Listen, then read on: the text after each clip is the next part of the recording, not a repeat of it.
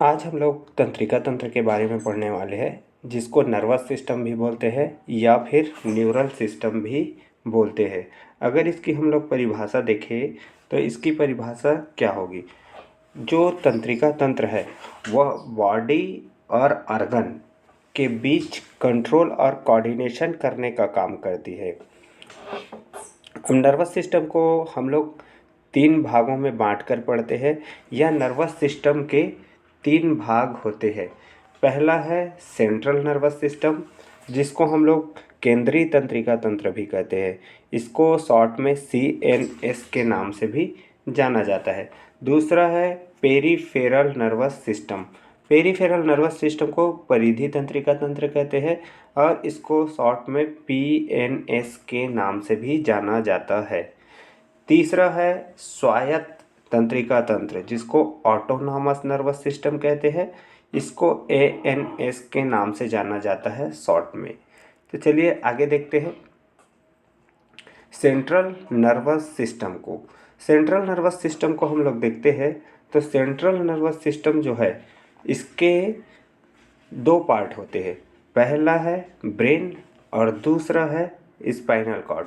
मतलब ये central nervous system जो है वो ब्रेन और स्पाइनल कॉर्ड से मिलकर बना होता है। तो आगे देखते हैं हम लोग ह्यूमन ब्रेन के बारे में। तो चलिए ह्यूमन ब्रेन को देखते हैं। तो ह्यूमन ब्रेन जो है वह ह्यूमन ब्रेन में 12 जोड़े नर्व प्रेजेंट होते हैं। और जो ये ब्रेन की स्टडी है या ह्यूमन ब्रेन की स्टडी है, इसको हम लोग क्या बोलते हैं, न्यूरोलॉजी। ब्रेन का जो लोकेशन होता है, मतलब ब्रेन कहाँ पर पाया जाता है। ब्रेन जो है हमारी क्रेनियम होती है। क्रेनियम एक हड्डी होती है जो कि ब्रेन को चारों ओर से कवर किए होती है। इसको आम भाषा में हम लोग खोपड़ी भी कहते हैं क्रेनियम को। तो ये जो हमारा ब्रेन है वो क्रेनियम के नीचे प्रेजेंट होती है। और क्रेनियम जो है उसमें 8 प्रकार का बोन्स पाया जाता है, मतलब 8 प्रकार की हड्डियों से मिलकर बना होता है। अगर ब्रेन की वेट की बात किया जाए तो एक एडल्ट मेल में ह्यूमन का जो एडल्ट मेल है उसमें इसका वज़न जो है वो 1400 से 1450 ग्राम होता है। और फीमेल में देखें तो इसका जो वज़न है वो 1300 से 1350 ग्राम होता है। अगर एक बच्चे में देखें कि उसका ब्रेन का जो वेट है वो कितना होता है, तो बच्चे में जो ब्रेन का वेट है वो 300 से 400 ग्राम के आसपास होता है।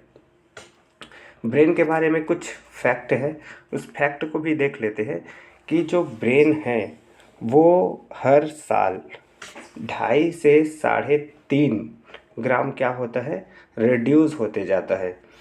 और जो हमारा ब्रेन है उसका केवल केवल और केवल हम लोग 2.5 टू 3% ही क्या कर पाते हैं, यूज़ कर पाते हैं। उससे ज़्यादा नहीं कर पाते हैं। मतलब 100% जो है उसमें से 2.5 से 3% ब्रेन का ही यूज़ हो पाता है, बाकी का यूज़ नहीं हो पाता है। और ब्रेन कि हमारे डेथ के बाद जो ब्रेन है वो 7 से 8 मिनट तक क्या रहती है, एक्टिव रहती है। और हमारी जो ब्रेन है वो अर्ली मॉर्निंग में हाई एनर्जी होती है इसमें। मतलब कोई भी चीज़ों को हम लोग आसानी से जान सकते हैं उस समय। जैसे सुबह उठ के पढ़ने पे क्या होगा, ज़्यादा से ज़्यादा क्या होती है, याद होती है हमको। तो अर्ली मॉर्निंग जो होती है ब्रेन में एनर्जी जो होती है वो हाई होती है। चलिए आगे देखते हैं। अगर किसी का ब्रेन डेड हो जाता है तो हम उसको क्या बोलते हैं, उसको हम लोग बोलते हैं बायोलॉजिकल डेथ। और ब्रेन जो होता है वो फैटेस्ट ऑर्गन होता है, मतलब इसमें फैट जो है अधिक मात्रा में प्रेजेंट होती है। और जो हमारा ब्रेन है वो पर डे 70,000 उसमें थॉट आता है।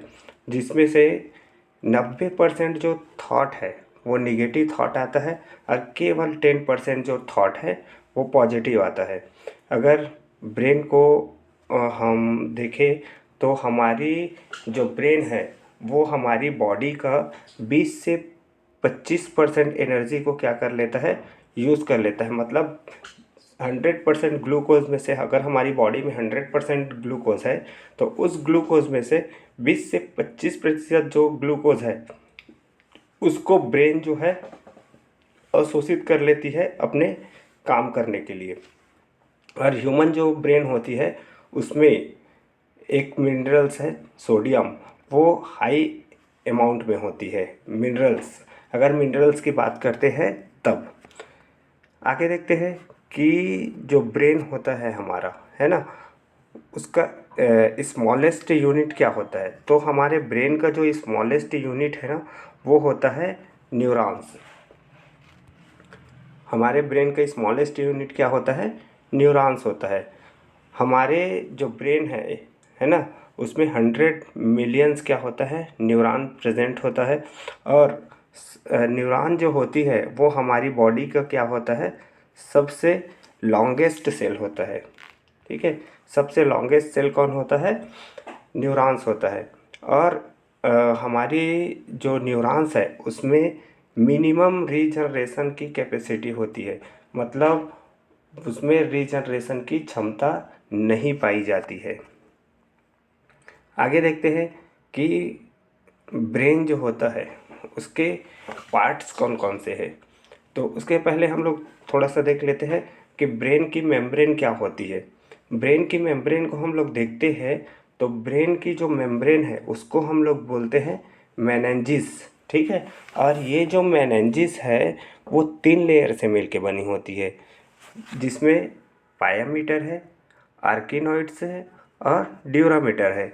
जो ड्यूरामीटर है वो सबसे बाहर होती है, जैसे कि इस डायग्राम में दिखाई दे रहा है। ये जो ड्यूरामीटर वाली जो लेयर है वो सबसे बाहर लेयर होती है मेनिंजेस की।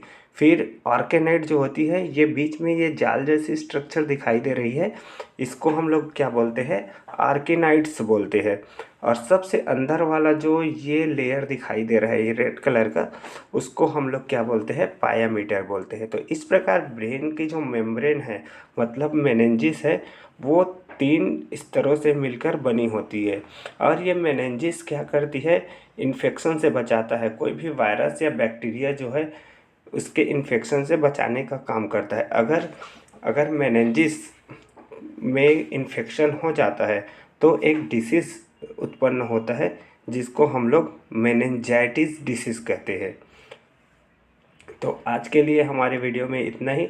नेक्स्ट वीडियो में हम लोग पार्ट्स ऑफ ब्रेन या ब्रेन के भाग के बारे में डिस्कस करेंगे। Thank you.